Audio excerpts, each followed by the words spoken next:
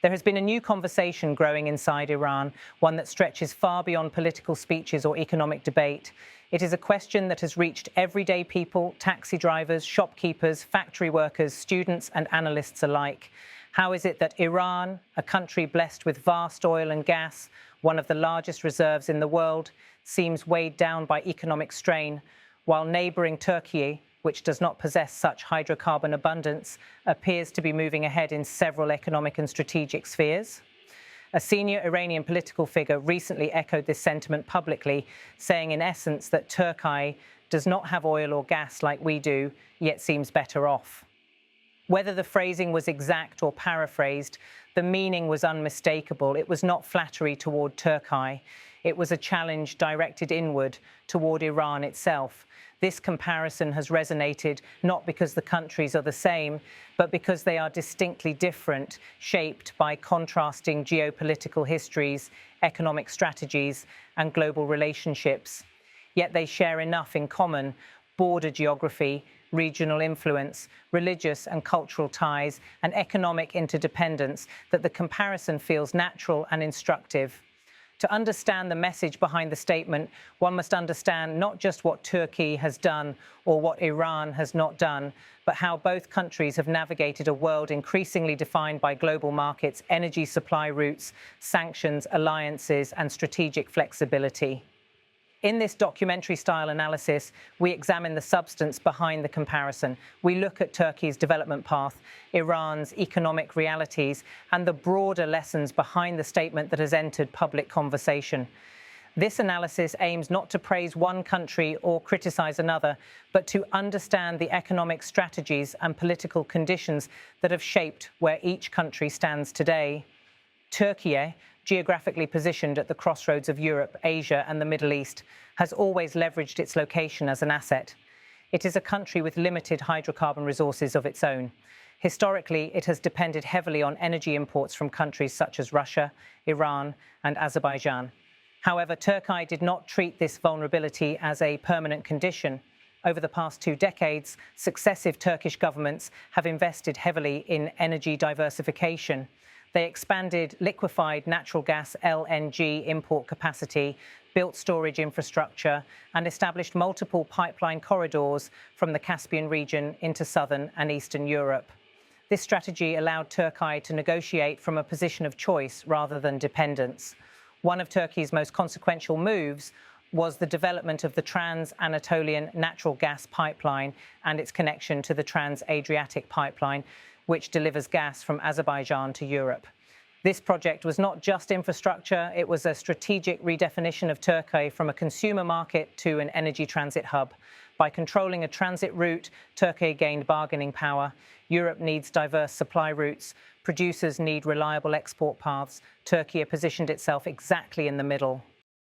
In parallel, Turkey developed a broad, diversified economy. Its industrial base grew across multiple sectors: automotive manufacturing, textiles, household goods, chemicals, construction, aviation, and tourism. Even with volatility in the Turkish lira, recurrent inflation waves, and political tension, the country continued to export at scale, bringing in foreign currency and maintaining active participation in global markets.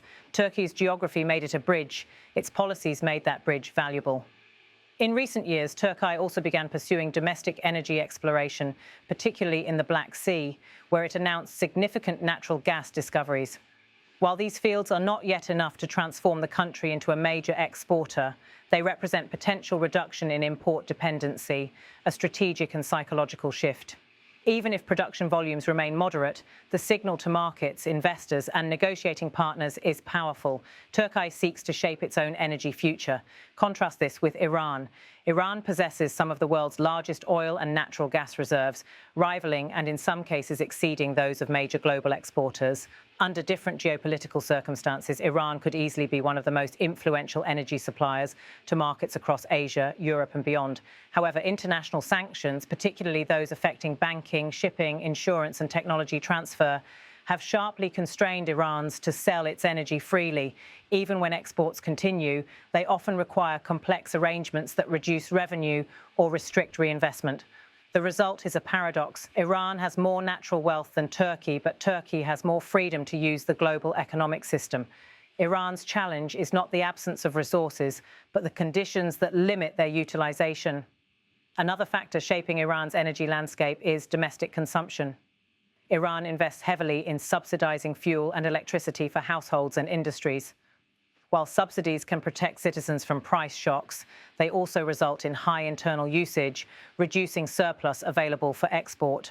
Combined with underinvestment in pipeline infrastructure and field maintenance, this means Iran's natural gas export capacity remains more constrained than its geological potential suggests. This is not due to lack of knowledge or technical skill. Iran has highly educated engineers and a strong industrial workforce.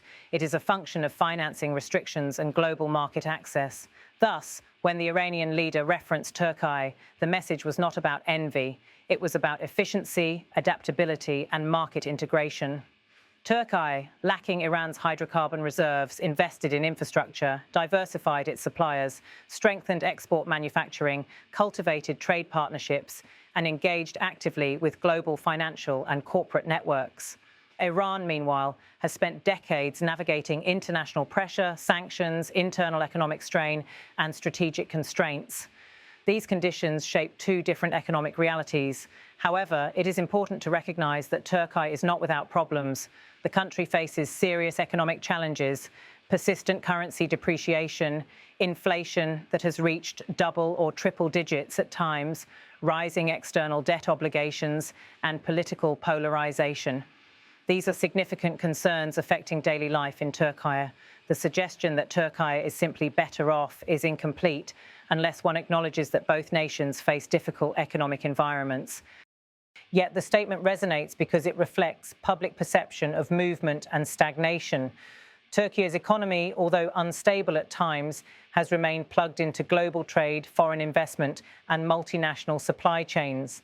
Iran's economy, though resilient in several sectors, has been structurally isolated, forced to rely on internal markets and partners willing to defy sanctions. This isolation has consequences: limited access to capital, reduced foreign direct investment, technological slowdowns, and reduced export leverage. The comparison between the two nations also emerges at a time of changing regional energy politics.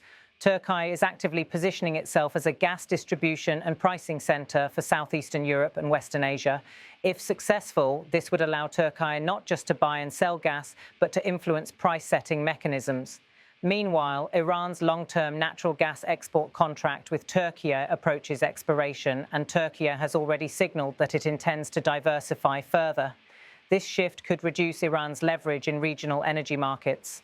The Iranian leader's remarks can therefore be interpreted in several ways. It may be a call for economic reform and diversification inside Iran, encouraging policies that reduce dependency on oil revenue and expand manufacturing, agriculture, technology, and services. It may also be an attempt to address public frustration by acknowledging economic differences openly, or it may be part of a broader national conversation about adapting to a changing global environment. At the same time, the comparison presents an important lesson. Resource wealth does not automatically generate prosperity. Countries with abundant natural resources can struggle with volatility, dependence, inefficiency, corruption, or external pressure. Countries with fewer natural resources may find motivation to diversify, innovate, and build flexible economic structures. This does not make one approach superior in all cases.